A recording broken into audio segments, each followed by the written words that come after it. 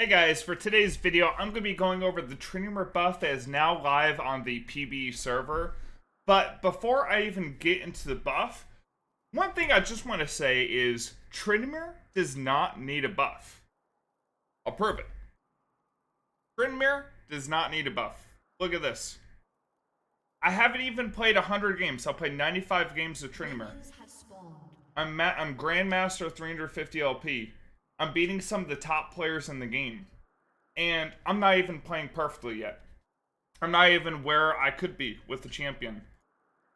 The champion, Tryndamere, is going to be getting 3 bonus base AD for level 1 fights early on.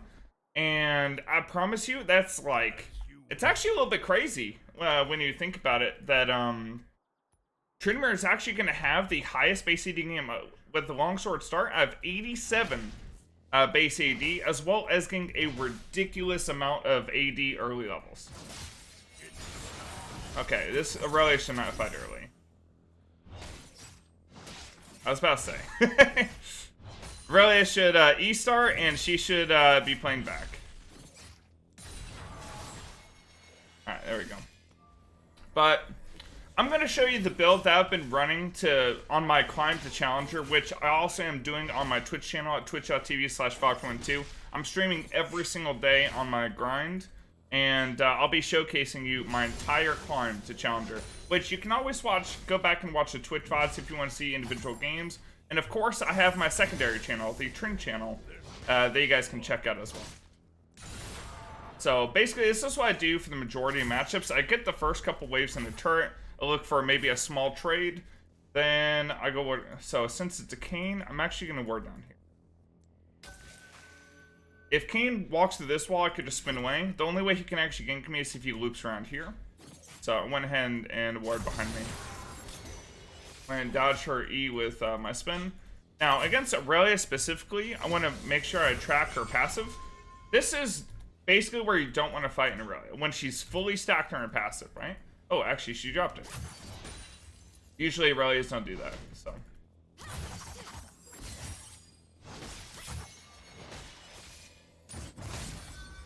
Okay, she built up her passive again.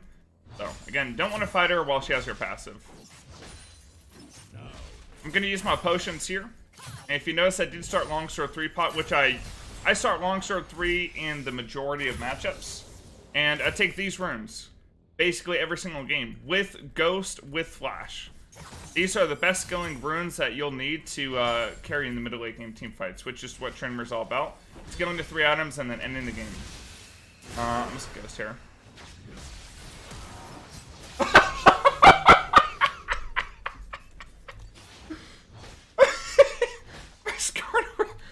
My Skarner was ready for that. Anyways. So, there you have it. My Skarner was ready. Holy shit. Actually, maybe laughed so loud. But anyways, basically what I've been going, I've thought about a couple different things. And a lot of people have been asking me, why no Hell Blades? I used to take Hell Blades. Well, simple reason, it was wrong. I tried Hell Blades, but honestly, this season, the damage on Tryndamere is lower. That's why they're buffing Tryndamere's damage with these buffs on the PB, with the buffs elsewhere, and like with the Q and everything. Oh, she have a ward in there? So, you know, with these buffs to Trynd's damage, honestly, Tryndamere's early game is actually super strong. I usually, if I have enough gold, I will rush Zerkers as well. And I'll do something like this. And I build in towards Kraken Slayer 90% of games. Here, I'll show you my match history again. Let's see, OPGG. Let's look up Fogs for win 2. Boom. The only matchup I really went Gale Force in was like I was against 5 range team. Everything else is going to be Gale Force, or sorry, Kraken Slayer. So Kraken Slayer's first mythic item into Navori Quick Blades into Infinity Edge. That's the strongest Tryndamere build. Straight up. I'm going to try to hold this wave. So, because what she could do, she can get a clean reset if I let her shove all the way in. Right there, she had to commit into me with her Q in order to stop me from holding the wave. And I'm gonna hold the wave and soul push for a level 6 dive. My ghost is up in 85 seconds, so I can run the Aurelia down with that as well.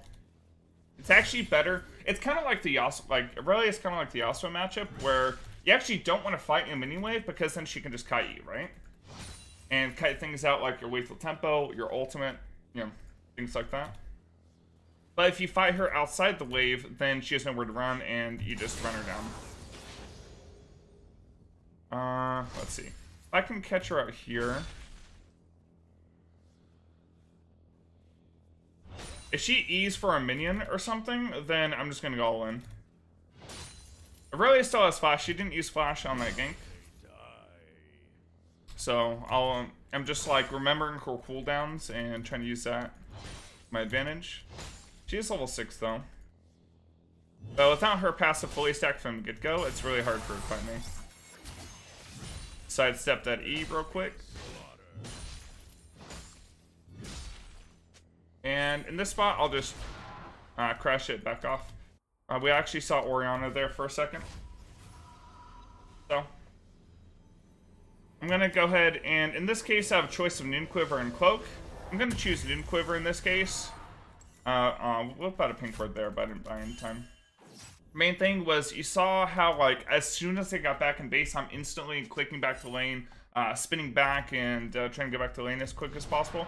Especially against Aurelia. Aurelia, if she wanted to, she could have insta-shoved that wave, and I would want to get back in time to catch that wave. So, it's more just to make a decision quickly on what you want to buy. We already know what we want to buy. Kraken Slayer and Evori and Infinity Edge, right? So make the decision quickly. And just go with it. And anything else you want to buy, if you want to buy a refill, that's fine. If you want to buy potion, or sorry, pink board, that's fine. If you want to control vision, they're not super important, but can be helpful depending on like what your matchup is. Got the wave right here. An enemy has been slain. I'm just gonna run her down. Oh, I just go on both.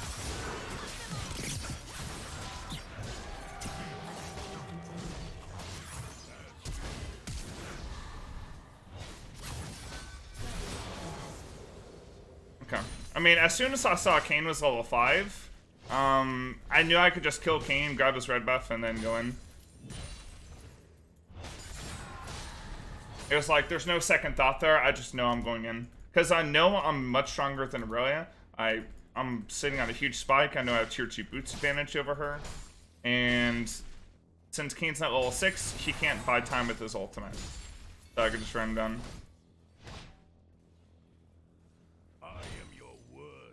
I'm just gonna grab. I can grab 2 plates. Something you could do here, if actually, do this.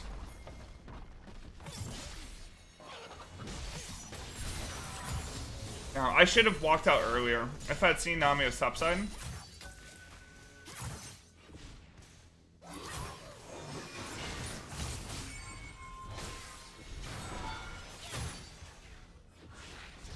I was hoping my Skarner would come up too, to be honest. I was auto. So, I saw Manami walk topside, so I want to make use of her presence. You just shove it in.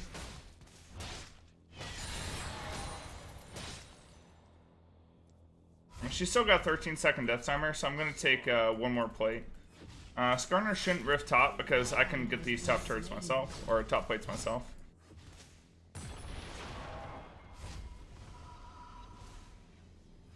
Okay, MF gave her shutdown. We'll grab Kraken Slayer, and I'm gonna grab Longsword. Again, I could have bought a pink ward there too, which I've been buying a lot of pink wards for high-low climbing. It's actually really useful.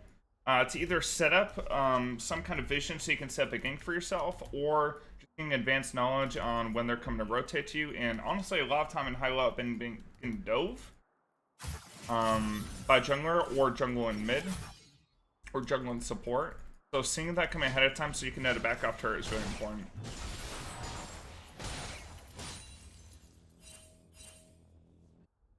Really, it's actually just going mid. I'm gonna head over there. There you go. Kraken into Navori Quick Blades into Infinity Edge is the setup. And you can see how the Ghost can really just pop off, even against something like Aurelia where you think maybe Ignite be better because of all of our healing. But it's also just better in the middle late game too. Before, I would actually try Ignite Celerity Nimbus against something like an Aatrox. The Celerity Nimbus to stick onto him and the Ignite to cut down his healing, right? Turns out I was wrong.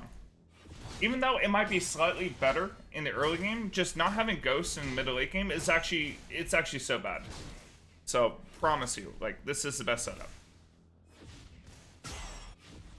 So I'm actually going to let this turret die, and I'm going to let wave crash.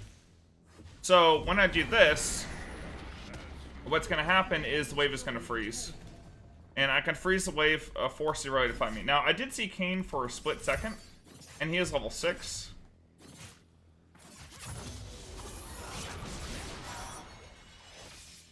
So, actually going to play a little bit safe. My team is getting everything for free there. And I only see those 4 on the map. They do have a Predator support Malphite I might have to be worried about too. Okay, he's back down bottom. And so, like, I maybe could have gone for that 1v2, but you don't always have to go for a risky play, especially when your team's super far ahead. So, when you get an advantage like this, it's actually so important not to throw that bounty away. Like, don't give that bounty enemy team. I have lost so many games this season because I'm like 7-0. I die once and the game's over because I just gave their carry 1,000 gold, which is worth much more in that champion than Tryndamere.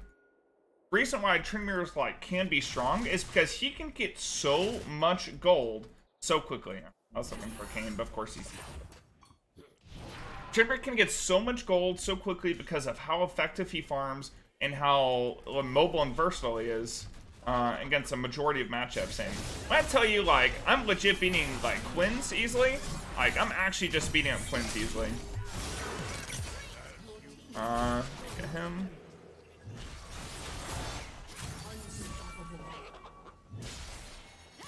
Oh my god, I misclicked. Yes. Let me grab red buff.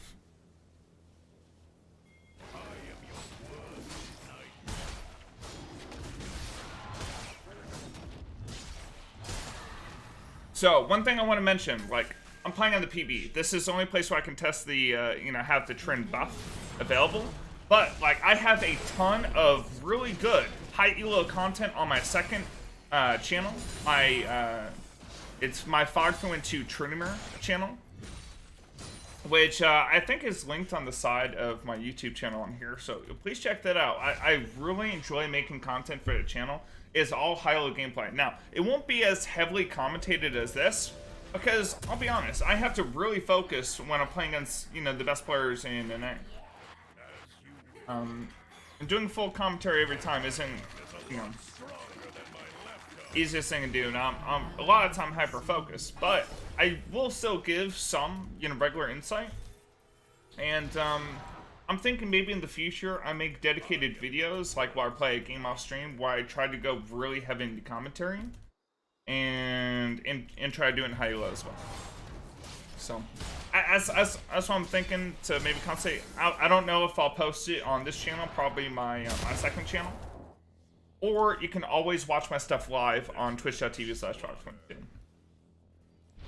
And even if you're not able to watch it live, say you work during my streaming hours, which I usually stream in the morning Central Time, or like the afternoon, then you can always watch my VODs, which are available to everyone. Let me shove this in.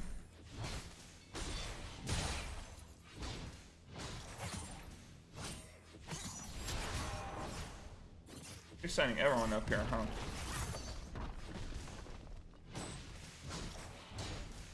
And now he's just sitting right behind.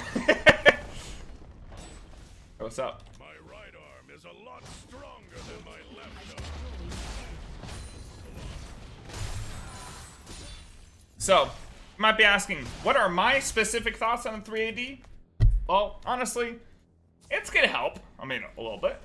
Actually, it's funny. I actually counted like 3 separate times on my stream today, where having 3 extra attack damage would have actually gotten me a kill in the early game. And that's where it's going to make the biggest impact, is the early game.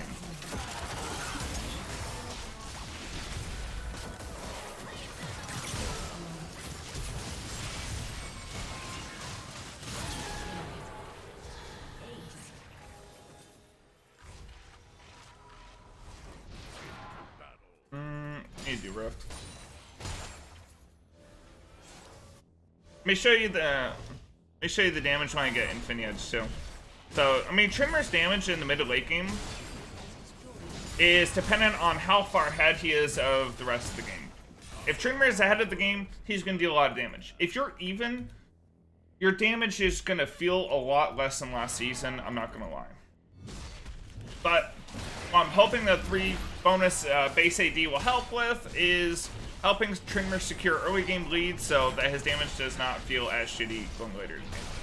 That's my hope. But I think more important than all the buffs that Tryndamere's receiving. So he received a Q80 buff a couple patches ago, and then he's receiving the 3 bonus base AD, which is going to give him the highest base AD in the game.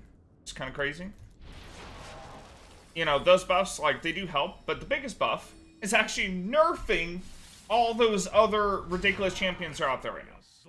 So, Camille's getting a nerf to her W cooldown. Renekton is getting a nerf to his healing on his Q. As well as there are other champion changes about, like, I think Samira is getting, like, a huge nerf. Among other things. Oh, wow.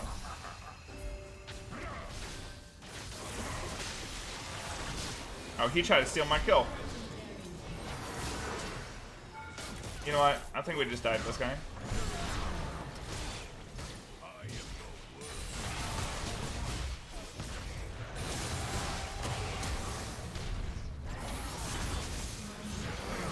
Rip. I maybe went a little bit deep. I'm gonna say worth. Although, given the huge shutdown, I mean, it's not gonna make a difference in this game, but it's definitely a little bit troll in general. Like, I definitely could have taken those 2 kills and then just back to place the Herald. Correct play, but sometimes I want to go a little bit high. So, we're gonna grab Infinity Edge, and after Infinity Edge, last 2 items you probably want to build. Maybe a QSS. Sometimes this is like very rare. Most of the time you're going to be building Serylda's. This actually gives a lot of damage, and that slow is not something like you mess around with. So by late game, a lot of, you know, champions have up to like 50% tenacity. Or if they're a champion like me, they're a bruiser or something, maybe they have unflinching as well. Maybe they have more. Maybe they have slow resistance of some kind, or some kind of like CC removal. Say you're playing as like a gangplank with this orange or something. Maybe they have, like, QSS on their carry. Serylda's like extra slow on every damaging ability, so every time I spin, giving me the extra slow actually helps so much in sticking on carries. It's not even funny. So, like, I would even build Serylda's even if they didn't have a tank. Even just, like, cutting through more of their armor. Maybe they have some tabbies. Maybe they have, like, a Zanya on an AP carry. Like, that's all I need. Because, like, that Serylda's actually helps so much stick. On top of that, it gives a good amount of ability haste, too. So, you get more spins across the map. Now, it's not going to help you in combat because 2 crits will always equal 1 spin. So, spin, crit, crit, spin, crit, crit, spin. I mean, that's still going to say the same problem. Something you will notice is I don't really build lifesteal. I don't. Lifesteal is not needed on Trynd. Never has been. It's always been a luxury. And that's how you want to think of it as. So that's my knowledge imparted onto you guys. And I hope you I know this game's a little bit of a stomp. It's PBE. It's expected to happen. I mean, I'm not playing against challengers here. You know what I mean? But, like, I hope that I at least gave you some insightful stuff. And, I honestly don't know what Professor Cully is going to do with this title. Oh, actually, wait. I need a place Rift. Oh, they had this warded. You know what, maybe we should get out.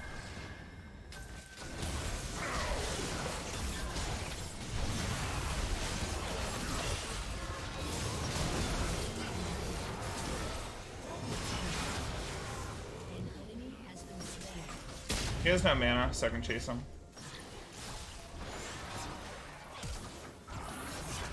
Yeah, he's used his W. No, I'm chasing on Kane. I should just chase the Ori with no mana. As you wish. Chasing on Kane is no fun.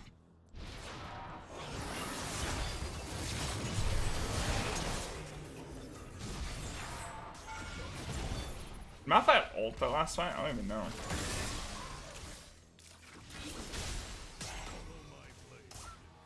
Okay, maybe we should do burn.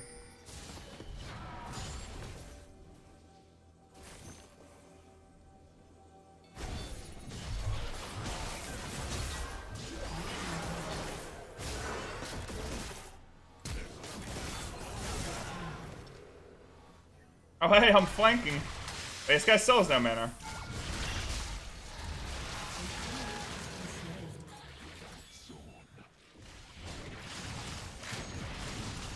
Alright, I guess I'll just shove it in.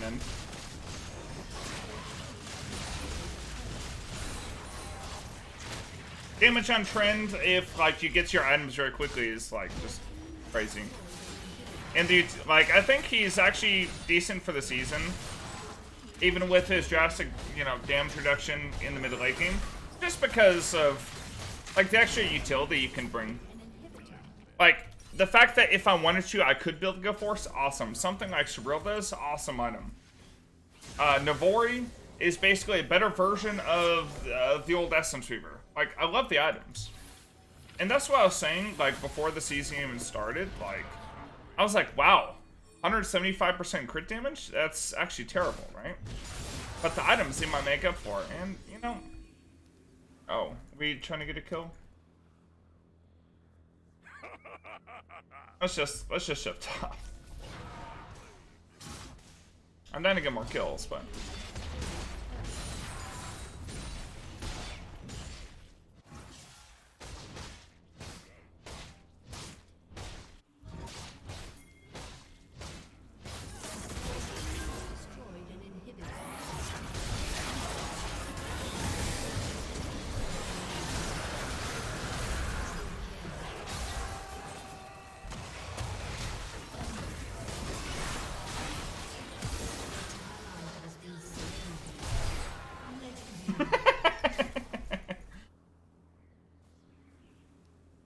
Man, seeing a Malphite just melt like that, it makes me smile.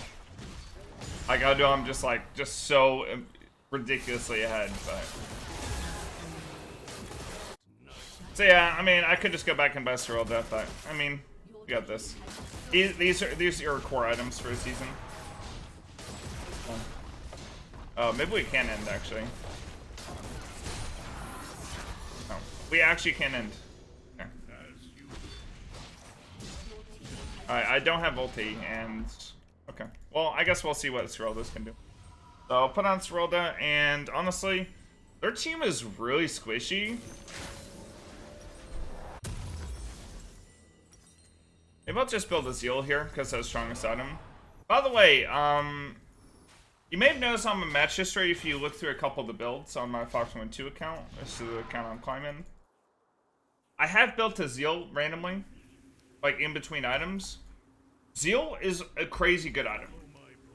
And even though this overcaps me on crit right now, I have 1050 gold, I'll buy a Zeal. I mean, it gives the 7% move speed is actually super nice for late game too to help stick. Okay, I mean, they can't even clear the minions, this is so sad for them.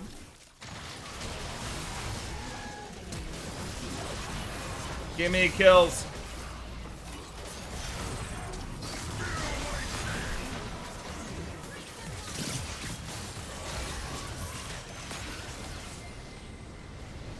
Alright. Let me know what you think of, what I've been doing for the season. Hopefully this helps you with your gameplay. Make sure to check out my stream, twitch.tv/Fox12, and drop a like on this video and subscribe. Thank you guys for watching. I'll see you next time.